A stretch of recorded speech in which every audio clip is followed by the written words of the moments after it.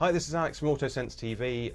You're joining me for a brand new pilot series of interviews online for YouTube, and we are promoting AutoSens and of course self-driving track days, and doing so we are going to be running through a series of interviews with guests from around the world of transportation, asking them why autonomous vehicles and autonomous vehicle technology is important to them, their sector, and what they do.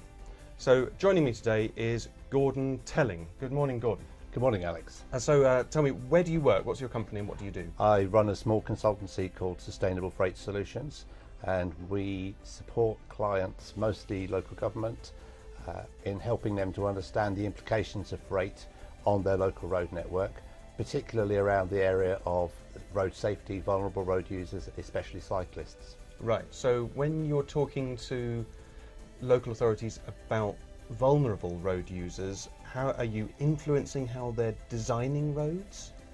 Not so much. It's influencing the way that they think about large vehicles.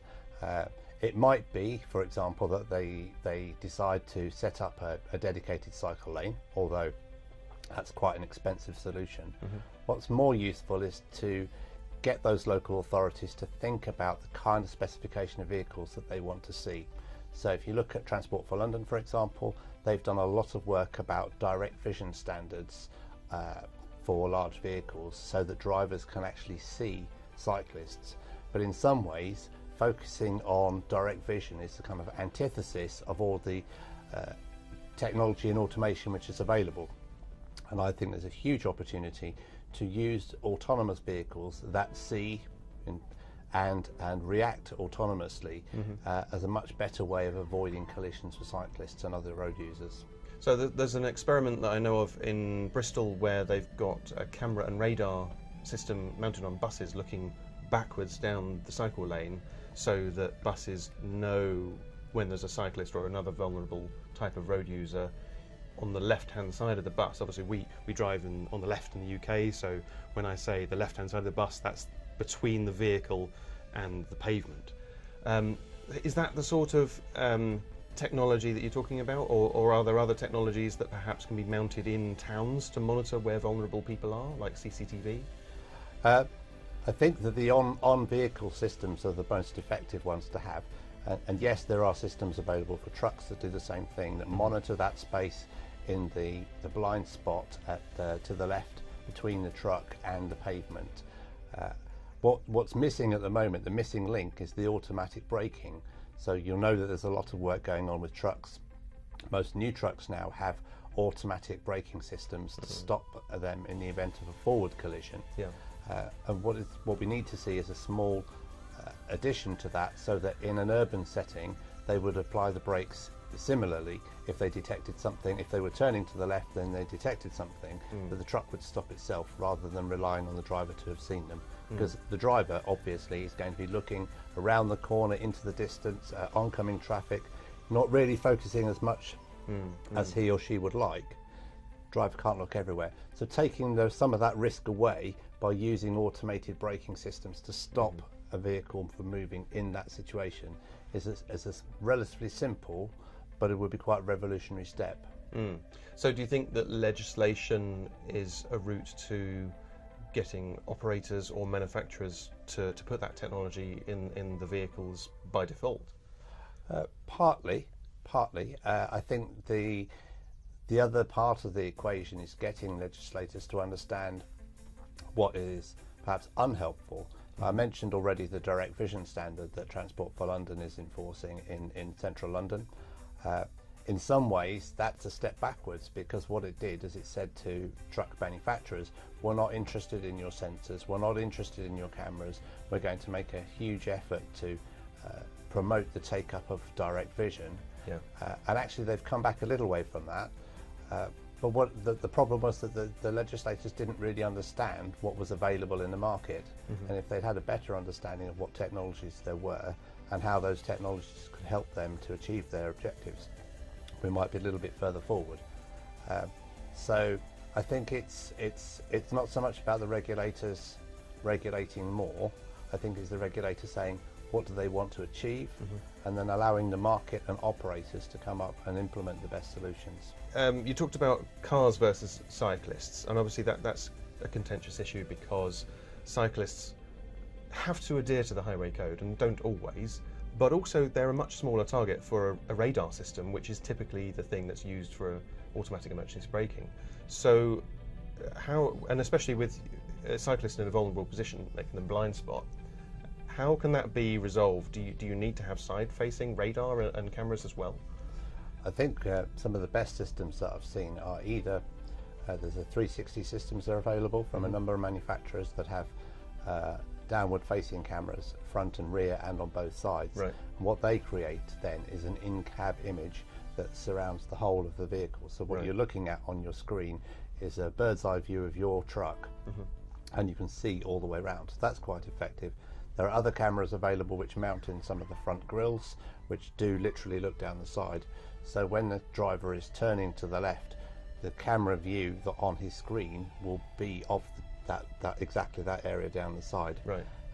In terms of sensors, I think that they're fairly well developed. There are already sensors available that can detect if there is something there. Making sure that that's a warm body rather than a bollard. There's still some fine tuning to be done, but most of the building blocks are already there. But they're not a standard product. They're not in use for everybody. There's a lot of retrofit going on, and there's still a little way to go on OEM manufacturers doing that. You mentioned the warm body there. Do you think infrared and remote heat detection is a viable sensor? Possibly. Although the more complicated you make it, the harder it is to make it foolproof and fail-safe. And if you imagine in the winter, if you've got a cyclist that's moving vigorously, they might have a very strong footprint. Somebody who's moving slowly and is wearing a thick coat might become invisible. And at the point at which the driver relies on that, that's when the danger creeps back in. So somebody that doesn't fit the profile suddenly becomes at risk, and we need to avoid that. So interesting, you mentioned relying on a particular sensor or input. I drove a car, a brand new, straight off the fork car about 18 months ago. And what I realized was that I started switching off some of my alertness to certain things because the car was starting to be quite reliable doing those things.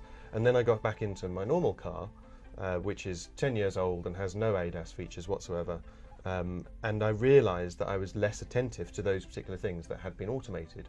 Do you think that that introduces a risk to drivers, or are you relying on the fact that lorries and freight vehicles are always going to be moving forward and getting better? I think that I understand what you mean. It's a bit like you drive an automatic car, you get back in the manual, and the first 3 times you stop at the lights, you stall the car. You forget very quickly how to do certain things. I think as those features become standard in trucks, drivers will be able to move from one vehicle to another more seamlessly. What is required and what's necessary is some kind of notification that tells the driver that a system feature has failed. So at the moment, you're on the dashboard, you've got your little lights that say something's not working, but sometimes it's not entirely clear. Now, if the side radar or the side sensor had malfunctioned for some reason, it clearly would be very important that the driver knew that. So one of the things that I would like to see is that there is some kind of alarm that says, that I'm not operating. Strictly speaking, if any other safety feature wasn't functioning when a vehicle was leaving a depot in the morning, it wouldn't be allowed out on the road.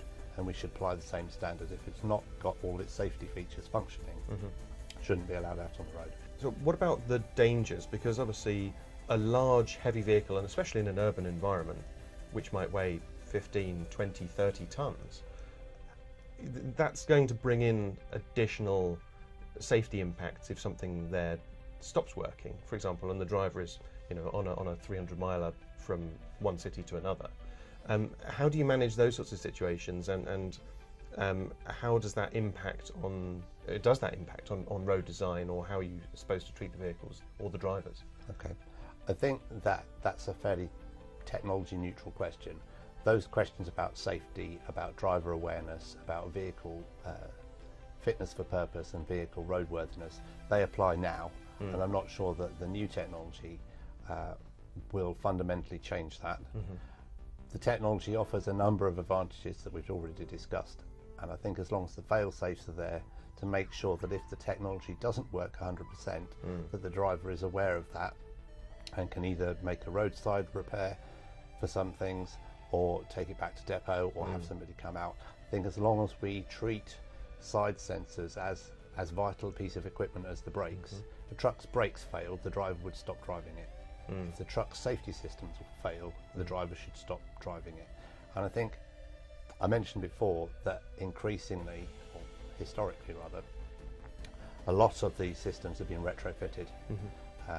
Sometimes they've been fitted by companies on behalf of the OEM, so the lorry comes into the UK before it even leaves the docks at Felixstowe or wherever it might have landed. It's gone into a warehouse, and it and a dozen others have been fitted by professional engineers, so that the OEM manufacturer is happy with that system because it's been properly integrated. Some systems are still being done as a real kind of add-on, and because the reliability isn't necessarily quite as good, and because there are potentially issues with the way that wiring is integrated into the system, it's less than 100% optimal. As we see these things being part of the standard specification and integrated into the systems, the reliability ought to be climbing into the 4.9s, 99.99%. The failure should become an exception rather than the occupational risk, if you like. And when you're talking to local authorities, obviously they are your mainstay of revenue and your target audience. What's the most common thing that you come across which is the opposite attitude of what is ideal? When a local authority says, right, well, we've got this policy, we think it's amazing, and you continue to see the same problems with it across lots and lots of different areas. Is there a particular thing that you see a lot which makes your blood boil, or makes you think, oh, why do I do this? It's always the same. I think one of the frustrating things is that quite often local authorities will say, not all, there are many more enlightened ones, quite often they'll say, we don't want very large lorries, by which they mean anything over maybe 17.5 tonnes or bigger. I mean, you wouldn't be taking an articulated truck into the city centre anyway. Sure. Normally. So they say, well, why? What we'll do is we'll have a ban on very large vehicles because that's the danger, and instead of which we'll get all of those goods moved by smaller trucks or by vans. And of course, what you're doing is you're making a massive assumption that a van is inherently safer than a truck. And although it might be in certain senses, I mean, if you get hit by a van, you're much less likely to be killed than if you're hit by a tipper truck. But you've got 20 or 30 times as many vans, so you then create other problems about congestion, and having congestion is the kind of enemy of vulnerable road users as well, because it encourages people to weave, to cut corners. So, and for many ways, the bigger, cleaner, better designed and with more features truck is the optimum answer, and sometimes it's quite an uphill struggle to get local authorities to understand that. Most transport officers understand that. It's the local authority councillors sometimes who are a little bit behind the curve. And what would you say about the transition to higher levels of autonomy in the logistics sector? So thinking about actually when technology is continually improving and arriving in freight vehicles, eventually can you see the driver no longer being in the vehicle? Yes, I think that's going to happen for trucks, I think, sooner than for cars. If you think about the car scenario, when you say you want a driverless car, effectively you're saying that you don't want to have to drive it yourself. You want to be allowed to go to the pub and have one too many, and the car will take you home safely. But in many ways that is really a taxi. And the question is, certainly in the short term, would you spend an additional X thousand pounds on a highly autonomous car, or would you pay the local taxi driver to take you home? And that's the same whether it's old people going shopping or people with mobility issues. And in many ways, the taxi driver themselves is part of the service that you don't get with an autonomous car. So for me, the business case of the autonomous car has got a little bit more work to be done, albeit that there are some safety advantages. For trucks, getting the driver out of the cab or having the driver so that he is not driving is the key. Just to explain, drivers are very highly regulated in terms of driver's hours. There are European driving rules, there are UK domestic driving rules that dictate how far a driver is allowed to drive, or rather for how long a driver can drive in any one shift. And they have to take certain breaks along the way. So if you imagine a container being loaded onto a truck at Southampton, there is a certain distance which that truck is going to be able to drive. Now, if you get a pair of compasses and you draw a 200-mile radius from Southampton and draw another 200-mile radius from Felixstowe, what you end up with is a very clear area in the Midlands where drivers can reach from port to warehouse in a single driving session. If you've taken the driver out, completely out, or you've said actually the driver can switch the truck into autonomous, so that the driver is no longer driving. He may still be working but not driving, and those are two different things. Then that truck can go much further. That truck could go an additional 100 or 200 miles. So and that completely changes the way that logistics potentially is laid out on the road network. Right. So in closing then, what's the one thing that you would say to councils, local authorities, that they really need to, more than anything else, get their heads around before they start looking at modernising their transport strategy? I think they need to make sure that they're properly informed about what's going on out there.